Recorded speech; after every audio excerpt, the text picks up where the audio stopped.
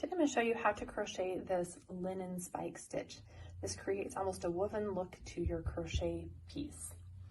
To work this stitch, you need to have a foundation base of an odd number of stitches. For today's tutorial, I have 13 single crochets to begin. So for row 1, again, I have 13 single crochets. For row 2, we're going to chain 1 and turn our work. You're going to begin with a single crochet in your first stitch, and then you're going to chain 1, skip the next stitch, and single crochet in the next stitch.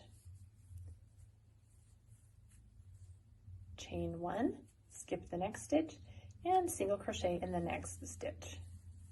We're going to repeat this all the way across. Chain 1, skip 1, and single crochet, chain 1, skip 1, and single crochet in the next stitch. Chain 1, skip 1, and single crochet. Chain 1, skip 1, and single crochet in your last stitch of your row.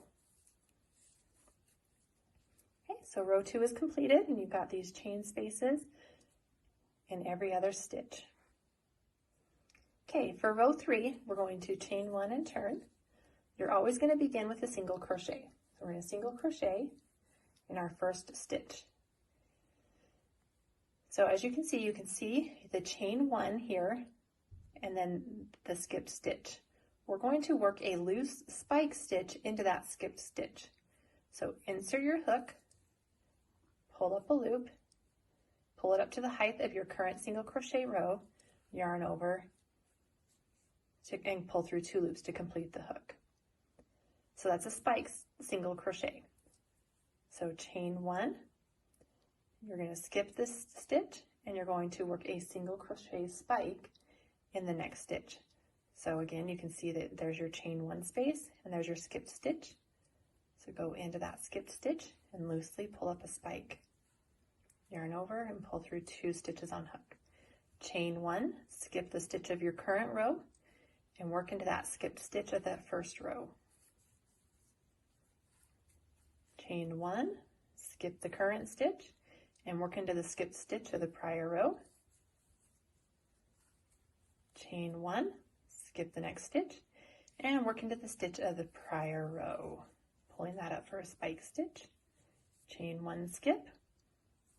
Now do your spike stitch in the prior stitch, or the prior row stitch, and you have 1 stitch left, and we're going to end with a single crochet.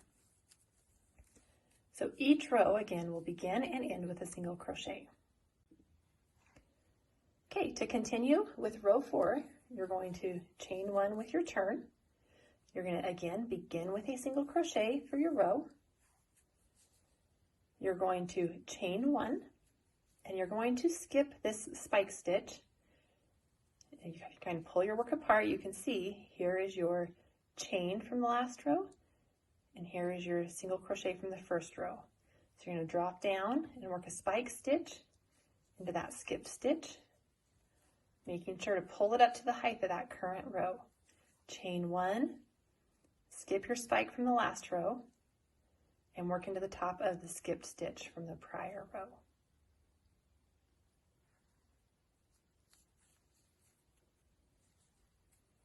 Chain 1, skip your current spike stitch row, drop down and grab that stitch of the row below.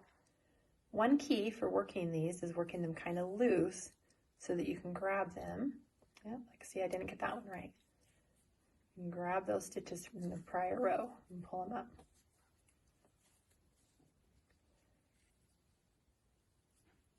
And this stitch pattern creates a fabric that kind of tightens as you crochet. So another good reason to crochet loosely. Again, chain 1, skip that current row, skip that chain, and then work into that stitch from the prior row. Okay, chain 1, you're going to skip that last spike stitch.